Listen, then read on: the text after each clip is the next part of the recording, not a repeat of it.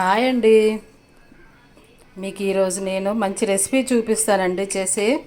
అదేంటంటే first pan పెట్టుకుంటామండి. Pan వేడెక్కుతుందండి. ఇప్పుడు మనం ఏంటంటే ఇప్పుడు మనము ఈ గుమ్మడి పువ్వులు తీసుకున్నానండి. ఇవి గుమ్మడి పువ్వులు అంటారండి వీటికి. ఈ గుమ్మడి పువ్వులు ఇవి శుభ్రం చేసుకొని శుభ్రం చేసుకొని ఇవి విడదీయాలండి. విడదీసి పెట్టుకున్నానండి. ఇవి శుభ్రం చేసి క్లీన్ చేసి విడదీసి పెట్టుకున్నానండి. ఇప్పుడేంటి కొద్దిగా రైస్ పౌడరు వేసానండి. రైస్ పౌడర్ అంటే వరిపిండి. కొద్దిగా శనగపిండి వేసానండి. శనగపిండి వేసానండి. ఇందులో కొంచెం గరం మసాలా పిండి వేసానండి. గరం మసాలా పిండి పౌడర్, గరం మసాలా పౌడర్. కొద్దిగా మనం కారం కావాలంటే మనకు సరిపడా కారం వేసుకోవాలండి. కారం వేసాను. నాకు కొద్దిగా కొంచెం కారం ఇష్టం.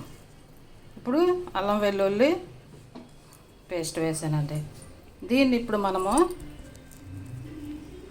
కొద్దిగా వాటర్ పోసుకుంటూ జారుగా కలుపుకోవాలండి.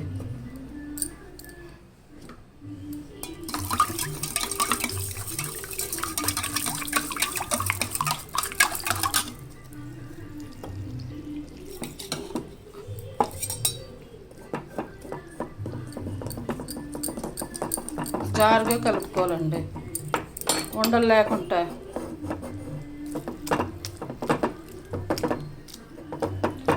చేత్తో కలుపుకుంటే బాగా మిక్స్ అవుతుందండి ఇది.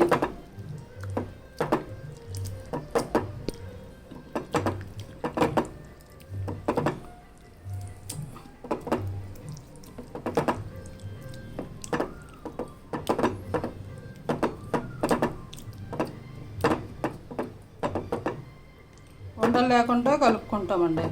ఉండలు లేకుండా బాగా కలుపుకొని పక్కన పెట్టుకొని ఇప్పుడు ఈ ప్యాన్లో ఆయిల్ వేసుకుంటామండి. వేపుకోవడానికి తగినంత ఆయిల్ వేసుకున్నాక ఇది వేడెక్కాలండి బాగా. ఇది వేడెక్కుతుంది కదండి.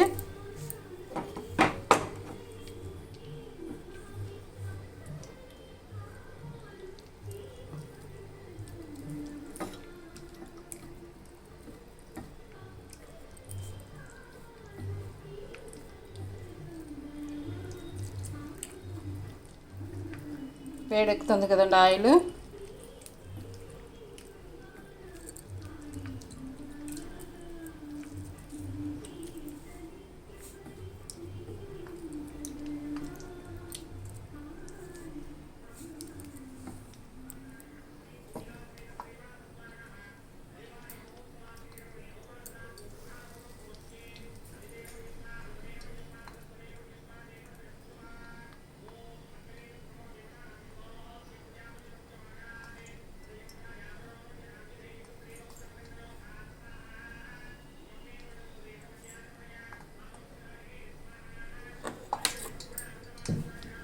ఈలోపు మీకు ఇది వేడెక్కేలాగా ఒక చిట్కా చెప్తానండి. ఇప్పుడు మనకి వర్షాకాలం కదండి. వర్షాకాలంలో మనము నెలకు సరిపడా పప్పులు కొనుక్కుంటామండి.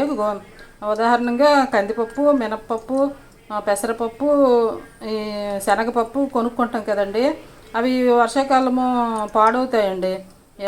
మనం ఎంత జాగ్రత్తగా ఉంచినా పాడవుతాయండి. అందుకని వాటిల్లో మనము కొనుక్కొని షాప్ నుంచి తెచ్చుకునేటప్పుడు వాటి డబ్బాలో పోసుకునేటప్పుడు ఒక్కొక్క 2 స్పూన్లు ఆయిల్ శుభ్రంగా పప్పుకు పట్టించి డబ్బాల్లో పోసుకుంటండి.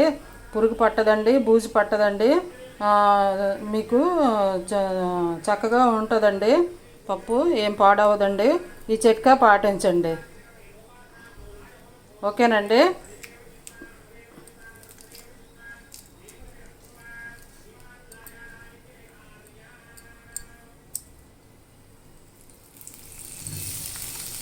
ఇప్పుడండి నూనె వేడెక్కిందండి. ఇప్పుడు ఇగోండి ఈ గుమ్మడి పువ్వు తీసుకొని ఇందులో ఇలా డిప్ చేసుకొని, ఈ గుమ్మడి పువ్వు ఇలా తీసుకొని ఇందులో డిప్ చేసుకొని ఈ ఆయిల్లో వేసుకుంటామండి. చూడండి ఆయిల్లో వేసుకున్నానండి. ఇది వేగుతుంది చూడండి.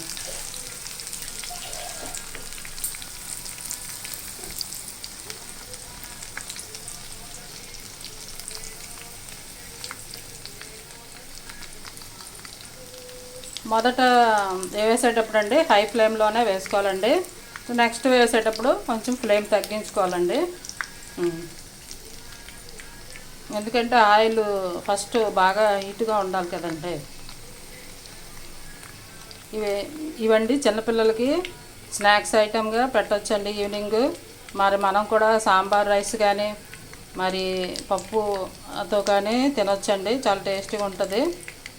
ఈజీగా అందరికీ అవైలబుల్గా ఉంటుందండి ఈ రెసిపీ. మనం గుండె తిరగ వేసుకున్నానండి. చూడండి దీనిని గుమ్మడి పువ్వుల బజ్జీ అంటారండి.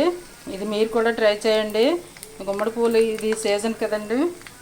ఈ సీజన్లో విరివిగా దొరుకుతాయండి. మేము ఉంటున్న దగ్గర ఎప్పుడూ దొరుకుతాయండి ఇవి. మా పిల్లలకి చాలా ఇష్టం ఇవి. సాంబార్ చేశానంటే ఇవి చేస్తానండి. సాంబార్ రైస్తో బాగుంటాయండి ఇవి. సాంబార్ రైసే కాదు, మనము పెరుగన్నంతో కూడా తిన్నా బాగుంటాయండి చాలా. ఇప్పుడు నేను తీసేసుకుంటున్నామండి. ఇవి తీసుకొని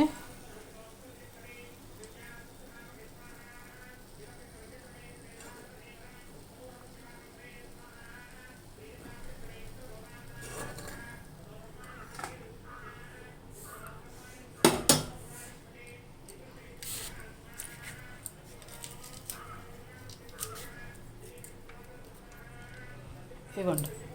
మళ్ళీ ఇవి ఇంకో గుమ్మడి పువ్వు తీసుకున్నానండి.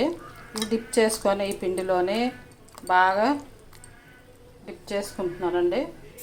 ఈ ఆయిల్ మరిగే ఆయిల్లో వేసుకుంటున్నానండి. ఇప్పుడు మనము రెండేసి వేసుకోవచ్చండి. ఎందుకంటే ఆయిల్ బాగా తీపెక్కింది కాబట్టి. చూడండి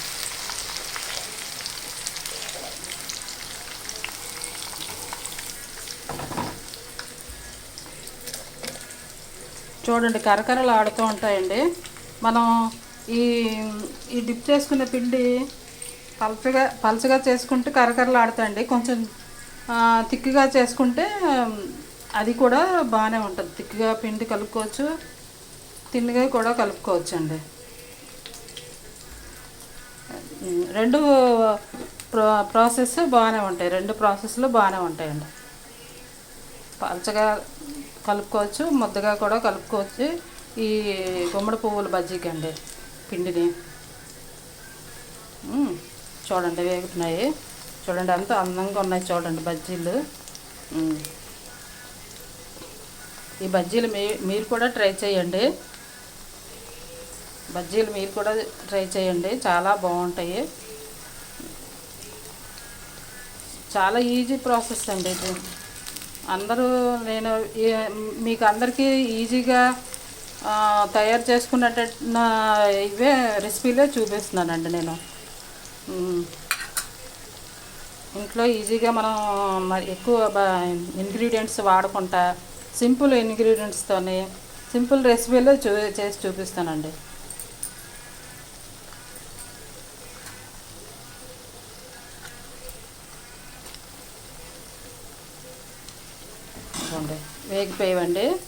వేగిపోయి కదా. ఆయిల్ అంతా ఎక్కువ ఆయిల్ పీల్చదండి. ఎందుకంటే మనము రైస్ పౌడర్ వరిపిండి వేసుకుంటున్నాం కాబట్టి ఆయిల్ పీల్చదండి.